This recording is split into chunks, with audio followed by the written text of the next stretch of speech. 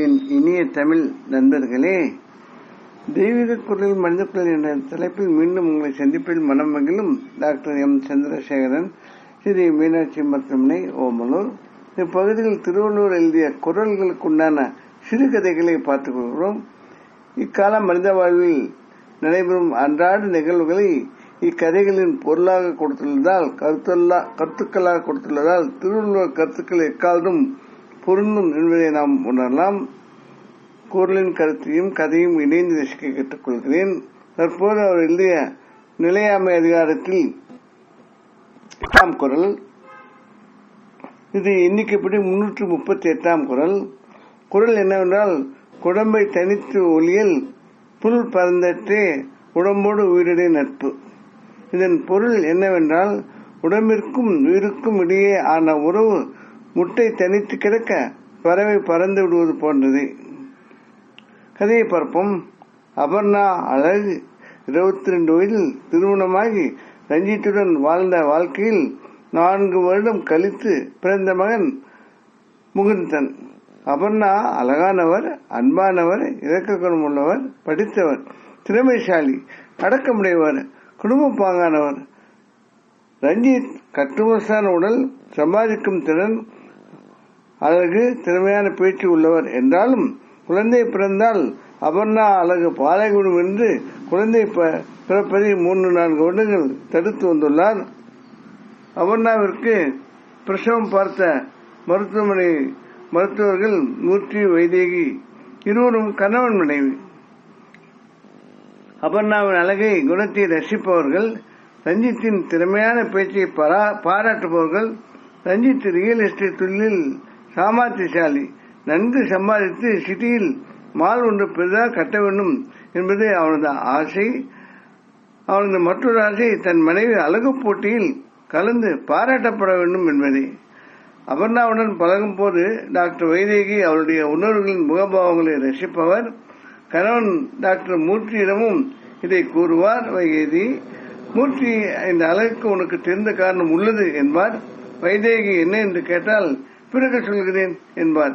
அப்போது அங்கு வந்த நரம்பு மண்டல அறுவை சிகிச்சை நிபுணர் அனிதா மூர்த்தி கூறிய நோயாளியை பரிசோதித்துவிட்டு அதை பற்றி பேசி சென்றார்.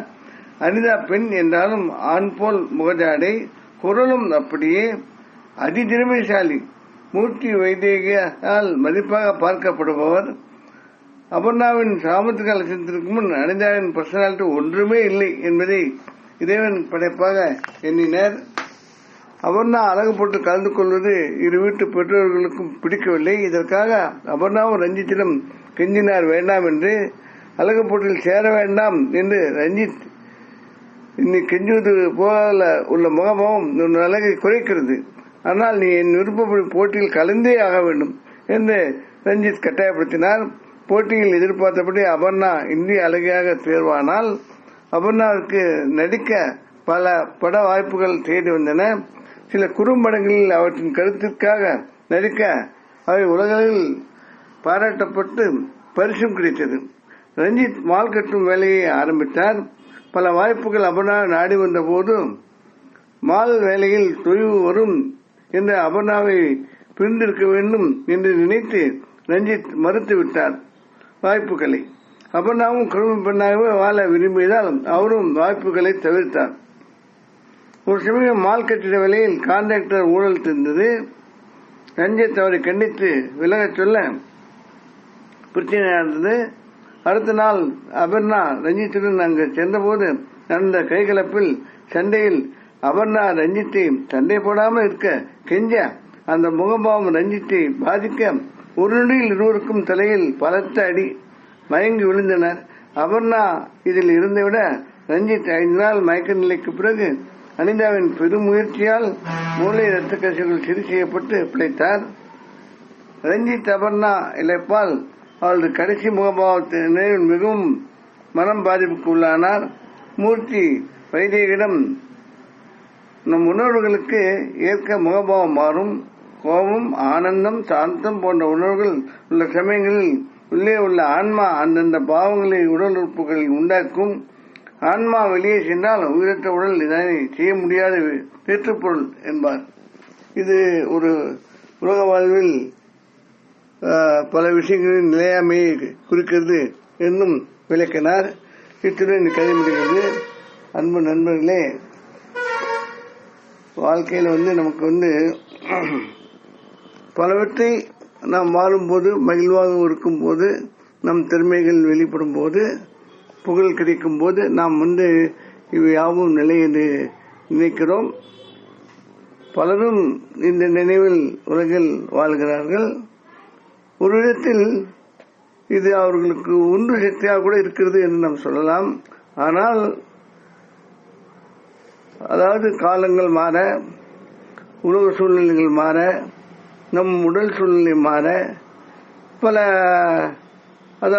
பொருளாதார சூழ்நிலைகள் மாற, நம் வாழ்வில் நாம் நிலைவாய்ந்தவை என்று நினைத்தவை அவை நிலையற்றவையாக கூட மாறுவதற்கு பல வாய்ப்புகள் உண்டு. இது அனுபவ அறிவு கூட. இது பெரியவங்க பலர் உணர்ந்து நம்ம கிட்ட சொல்லிக்கிட்டு தான் இருக்கிறாங்க. அதை நாம் அனுபவிக்கும் போது பெரிதாக நினைப்பதில்லை, மதிப்பதில்லை. ஆனால் அந்த நிலையாமை நாம் ஒன்றை இழக்கும் போது அதற்காக படும் நம்முடைய வேதனை அதிகம்தான். அந்த அளவு வேதனைகளும் இருக்கக்கூடாது, அந்த அளவு ஒரு நினைவு இருக்கக்கூடாது. சரிசமமாக வாழ வேண்டும், உலகத்தை புரிந்து நடக்க வேண்டும் என்பதே ஒரு அனுபவஸ்தர்களின் அறிவுரை. இது எப்படி என்றால், பறவையிடும் முட்டை குஞ்சு பொறிக்கிறது. குஞ்சு பெரிதாகி அந்த முட்டையை விட்டு வெளியே சென்று விடுகிறது. அந்த முட்டைக்கும் அந்த பறவைக்கும் உள்ள சம்பந்தம் இல்லாமல் போய்விடுகிறது. அதுபோலதான் வாழ்வில் உள்ள ஒவ்வொரு ஒரு சந்தோஷமும் ஒரு சில செயல்பாடுகளும் நம்மிடம் பல காலம் தங்க வேண்டிய அவசியம் இல்லாத சூழ்நிலை உள்ளது. இதை நாம் உணர்ந்தால் நம் வாழ்க்கை இன்னும் செம்மையாக இருக்கும். இதை வள்ளுவர் வலியுறுத்துகிறார். இதை நாம் சிந்திப்போம். வேறொரு குழுடன், அதன் கதையுடன், பொருளுடன், கருத்துடன் மீண்டும் உங்களை சந்திக்க விரும்பும் டாக்டர் எம். சந்திரசேகரன், ஸ்ரீ மீனாட்சி முத்தமணி, ஓமலூர். இப்பகுதியில் வரும் கதை, கருத்து, பொருள், படங்கள் யாவும் கற்பனையாவை. அவை கதை சொல்ல வந்தவை. யாரையும் எதையும் எப்பொழுதும் குறிப்பிடுவன அல்ல. இக்கதையில் உள்ள படங்கள் வலைதளத்தில் எடுக்கப்பட்டது. அவற்றை பதித்ததற்கு எங்களது மனமார்ந்த நன்றி. இக்கதையை மற்றவருக்கு அனுப்பி இலக்கிய செய்ய கேட்டுக்கொள்கிறேன். மனம் கவரும் முருகனல்லால் மக்கள் வளம் பெற வேண்டி விடைபெறுகிறேன். வாழ்க தமிழ், வாழ்க திருவள்ளுவர், வாழ்க திருவள்ளுவர். வணக்கம்.